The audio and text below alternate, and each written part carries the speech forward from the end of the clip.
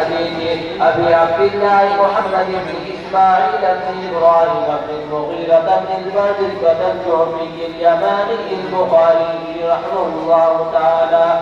اللهم انفعنا وارفعنا بعلومهم وعلومكم أجمعين آمين يا رب العالمين. بسم الله الرحمن الرحيم.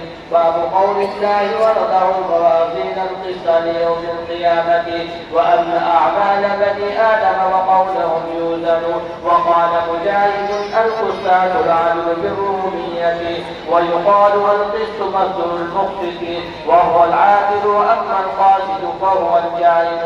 وبه قال حدثنا أحمد بن أشتاب قال حدثنا محمد بن فضيل عن عمارة بن القعقاع عن أبي زرعة عن أبي هريرة رضي الله تعالى عنه قال قال النبي صلى الله عليه وسلم كلمتان حبيبتان إلى الرحمن خفيفتان على اللسان ثقيلتان في الميزان سبحان الله وبحمده سبحان الله العظيم. نحمده ونستعينه ونستغفره ونؤمن به ونتوكل عليه ونعوذ بالله من شرور أنفسنا ومن سيئات أعمالنا من يهده الله فلا مضل له ومن يضلل فلا هادي له ونشهد أن لا إله إلا الله وحده لا شريك له ونشهد أن سيدنا ومولانا وحبيبنا وسندنا محمدا عبده ورسوله صلى الله تعالى عليه وعلى آله وأصحابه وأزواجه وذرياته وسلم تسليما كثيرا كثيرا اما بعد. میرے بھائیوں بزرگوں علماء کرام، بڑی شرم سی آ رہی ہے کہ یہاں بہت بڑے بڑے علماء ہیں، نابغہ روزگار ہیں، ان کی موجودگی میں مجھے ایسے ایک مذاقہ کچھ کہنا اور کچھ باتیں کرنا مسائل بیعتی ہے. یہ حق تو حضرت والا کا تھا جو دارالعلوم دیوبند کے نائب مفتی اور استاد حدیث ہیں. ہم نے بھی ان سے حدیث کی 2 کتابیں پڑھی ہے، نمبر مشکات شریف کی جلد ثانی اور دوسرے شمائل ترمذی، اور پچھلے 28 سال سے میں دارالعلوم میں ہوں، تو ان سے وہی وابستگی ہے جو ایک بیٹے کی اپنے والد سے. لیکن طبیعت حضرت کی بہت خراب ہے. آپ اللہ کی محبت میں آ گئے، ورنہ یہاں تک آنے کی بھی طاقت نہیں تھی. ایسی ہے جس سے دکھتا کم ہے، جس سے اٹھنے میں بڑی تکلیف، کان میں تکلیف، اوپر سے دانتوں کے مسائل، اور صبح فجر سے پہلے ایک سفر کا مسا بیماری کی وجہ سے. تو اس لیے سارے اعمال جو ہے نامرتب ہے، مگر اس کے باوجود آپ کی محبت میں چلے آئے. دراصل اس ادارے سے ایسی ہی وابستگی اور خوشی ہے کیونکہ مجھے معلوم ہے کہ یہاں شیخ الہند بھی تشریف لا چکے ہیں. میں نے یہاں کے رجسٹر میں دیکھا ہے علامہ کشمیری بھی تشریف لا چکے ہیں، انہوں نے اپنے قلم سے لکھا ہے یہاں کی آمد کو. اور حضرت مدنی علیہ الرحمہ بارہا اس ادارے میں آ چکے ہیں. مظاہروں سہارنپور سے تو بزرگان دی شیخ زکریا علیہ الرحمہ، حضرت مولانا اسداللہ صاحب، اور نہ جانے کتنے نابغہ روزگار یہاں آ چکے ہیں. تو اس لیے یہاں کے لیے قدم اٹھتے نہیں ہیں بلکہ من جانب اللہ اٹھائے جاتے ہیں. اور جذبہ اور ولولہ اور جوش فوراً یہاں کے آنے کے لیے لبیک رہتا ہے. اسی جذبے اور ولولے کے تحت حضرت والا نے اپنی بیماری کو بالائقات رکھ کر کے آمنا و صدقنا کیا. یہاں کے صدر مدرس حضرت مولانا مسکین صاحب اور ایک حافظ صاحب، اور ہمارے ساتھ جو دارالعلوم کی ملازم ہیں حضرت مولانا جرار حسین صاحب جو یہاں پہلے کبھی مدرس رہ چکے ہیں، اور ایک مولانا حافظ اصغر صاحب جو دارالعلوم میں ملازم ہیں. یہ حضرت کے پیچھے پڑ گئے اور میرے بھی پیچھے پڑ گئے، تو ایسی صورت میں آنا واجبی تھا. تو اس لیے حاضر ہو چکے ہیں اور انشاءاللہ تعالیٰ بہت جلدی فارغ کریں گے. اب وقت اچھا خاصا گزر چکا ہے، تو آج یہاں 2 باتیں ہیں. ایک تو ان بچوں کے لیے کچھ کہا جائے جو حدیث پڑھی گئی اس کے حوالے، دوسرے ان کے جو بہت بڑا مجمع باہر سے آیا ہوا ہے ان کے حوالے سے بھی کچھ ہونا چاہیے. باقی رہا امام بخاری کے حالات اس کا بالکل موقع نہیں ہے وہ استاد محترم نے بیان کیا ہو، کیا پیدائش ہے، کب ان کی وفات ہے، کیا ان کا بچپن ہے، کیسے ان کو آزمایا گیا، یہ سب بالکل نہیں ہوگا۔ البتہ حضرت امام بخاری کی اس کتاب کی مقبولیت اتنی ہے کہ علماء نے بڑوں میں لکھا ہے اصح الکتب بعد کتاب اللہ تعالی، کہ اللہ تعالیٰ کی کتاب کلام اللہ کے بعد اگر کسی کی کتاب کو کوئی اونچا درجہ حاصل ہے وہ بخاری شریف کو حاصل ہے۔ ہمارے اکابر تو قرآن کریم کی تلاوت کی طرح بخاری شریف کی بھی تلاوت کرتے ہیں۔ شیخ نصیر خان صاحب جو میرے استاد ہیں بخاری شریف کے، اور یہاں بہت سارے اساتذہ ہیں جن کے وہ بخاری شریف کے استاد رہ چکے ہوں گے، وہ روزانہ ایک پارہ پڑھتے تھے بخاری شریف کا اور مہینے میں ایک بخاری پوری کرتے تھے۔ اس لیے بہت اونچا مقام ہے اس کا اور بڑا اونچا درجہ ہے۔ امام بخاری علیہ الرحمہ نے آخری باب جو ہے وہ کتاب التوحید اخیر میں اور اس میں 58 باب بیان کیے۔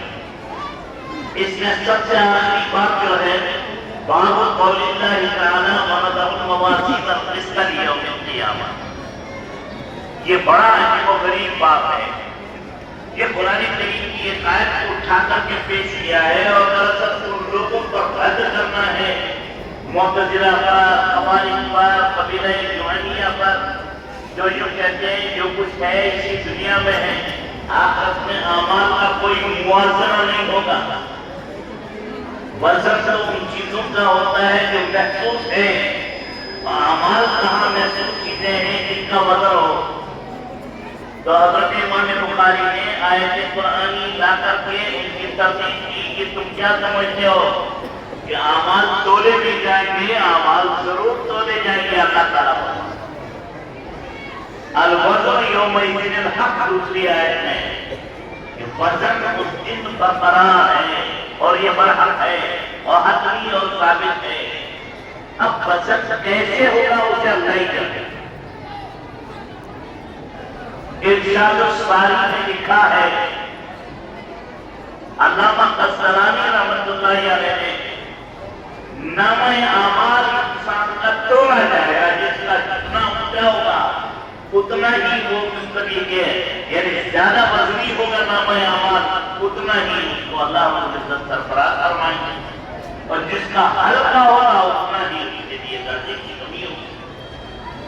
اور اس کی ایک سند ہمیں ملتی ہے حدیث جلدار سے۔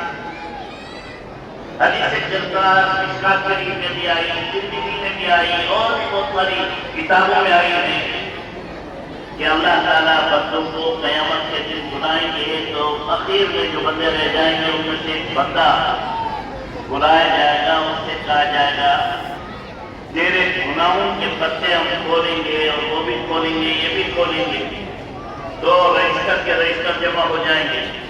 وہ نامید ہو کر کے ایک طرف کو ہو جائے گا جب تیرے لیے جہنم کا فیصلہ ہوگا، اسے ایک دم اللہ تعالیٰ بلائیں گے بندے یہاں آ جاؤ، تمہاری ایک نیکی بھی ہے ہمارے پاس، آج تمہارے ساتھ کوئی ناانصافی نہیں ہوگی نہ کسی اور کے ساتھ ہوگی۔ وہ سوچے گا کہ اللہ شاید میرے ساتھ مذاق کر رہا ہے، کہاں یہ بہت بڑا رجسٹروں کا ایک بڑا جماوڑا اور کہاں وہ ذرا سا اعمال، اس کے مقابلے میں اس کی کیا حیثیت ہوگی۔ چنانچہ وہاں ترازو رکھی جائے گی اور اس کے ان رجسٹروں کو جو نامہ اعمال برائی کے لیے پڑھنے میں رکھا جائے گا اور ایک پڑھنے میں اس کی ایک پرچی رکھی جائے گی جس میں اس نے کبھی پڑھا تھا لا الہ الا اللہ محمد رسول اللہ۔ تو یہ اس پڑھنے میں پرچی ہوگی لا الہ الا اللہ کی، وہ پڑھنا نیچے کو جھک جائے گا اور وہ جو رجسٹر ہے وہ اوپر کو ہو جائے گا۔ تو گویا نبی نے فرمایا کہ کلمہ طیبہ کے ساتھ دوسرے اعمال مقابلے میں بالکل ہلکے پھلکے معلوم ہوں گے، اور کلمہ طیبہ ایک ایسی چیز ہوگی جس کی وجہ سے اس بندے کی رستگاری ہوگی، اٹھے گا یا اللہ اتنے سال کے مقابلے میں اس پرچی کی کیا حیثیت ہے کہ اس کے مقابلے میں کوئی نامہ اعمال وزنی نہیں ہو سکتا جا میں نے وقت۔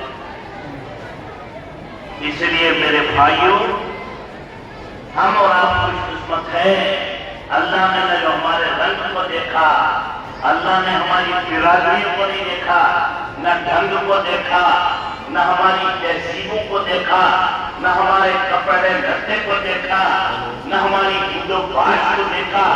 اللہ نے ہمارے بڑوں کو رحم کیا، انہوں نے یہ کلمہ لا الہ الا اللہ محمد رسول اللہ پڑھا، جس کی وجہ سے اللہ کا ہمارے اوپر فضل ہوا۔ اور بھی یاد رکھیے، بیچ میں آ گئی کلمے میں 7 کلمات ہیں، لا الہ الا اللہ محمد رسول اللہ، کتنے؟ 7۔ اور جہنم بھی 7 کی ہے، لہا 7 ابواب قرآن کریم میں موجود، جس نے ایک میں کلمہ پڑھ لیا اس کے لیے ایک دروازہ بند ہو۔